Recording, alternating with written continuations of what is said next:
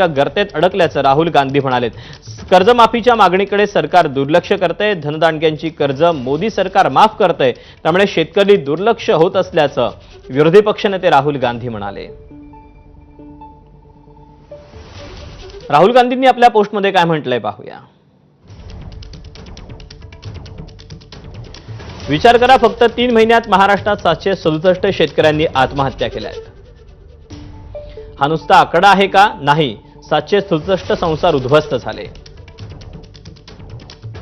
आणि सरकार गप्प आहे, अनास्थेनं बघत आहे। शेतकरी रोज कर्ज आणि गर्तेत खोल जात आहे। बियाणं, खतं, डिझेल महाग झालंय। किमान हमीभावाची खात्री नाही। शेतकरी कर्जमाफी मागतात तेव्हा त्यांच्याकडे दुर्लक्ष केलं जातं, पण ज्यांच्याजवळ कोट्यवधी रुपये आहेत त्यांचं कर्ज मोदी सरकार आरामात माफ करतं।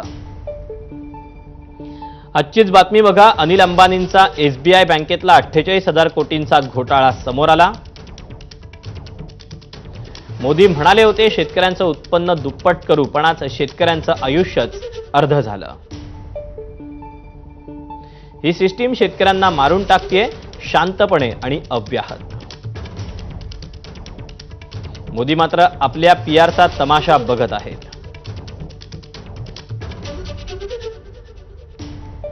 दरम्यान शेतकरी आत्महत्यांबद्दल सरकार गंभीर आहे। मुख्यमंत्री आणि कृषी मंत्री नक्कीच या संदर्भात कार्यक्रमाची घोषणा करतील, असं भाजपचे आमदार